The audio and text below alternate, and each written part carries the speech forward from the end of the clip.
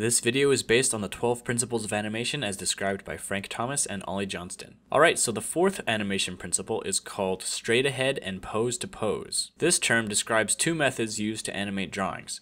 The first method, straight ahead, is where you draw the first drawing, and then you draw the second drawing, and then the third drawing, and so on. It's basically animating as you go. The second method, pose to pose, is where you draw the beginning and end of each main pose and go back later to fill in the drawings in between. So there are benefits to both methods. Pose to pose is generally better for most actions because it gives you the most control. You have a good idea of what the action is going to look like very early in the process. So instead of worrying if the character is going to end up in the right place, you decide where they end up from the beginning and work backwards. Also, using straight ahead animation can lead to the character changing size or being on a different level from beginning to end.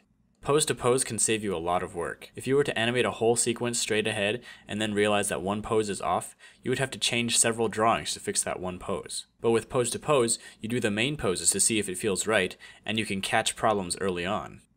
Straight ahead animation, on the other hand, is good for animation that is unpredictable. Some examples of this include fire, water particles, clouds of dust, explosions.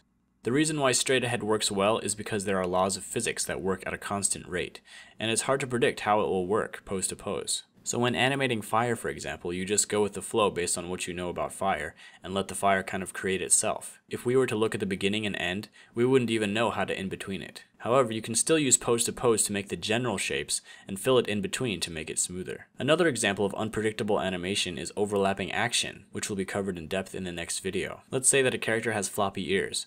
You could draw the figure with his ears for each pose and just draw the in-betweens accordingly, but another method is to animate the figure using pose to pose without the ears, and then going through and adding the ears using straight ahead. This is good because you can focus on the figure's movements without the distraction of having to do his ears, and you can also focus on the physics of his ears without the distraction of his body's movement. This also applies to hair, tails, and other appendages.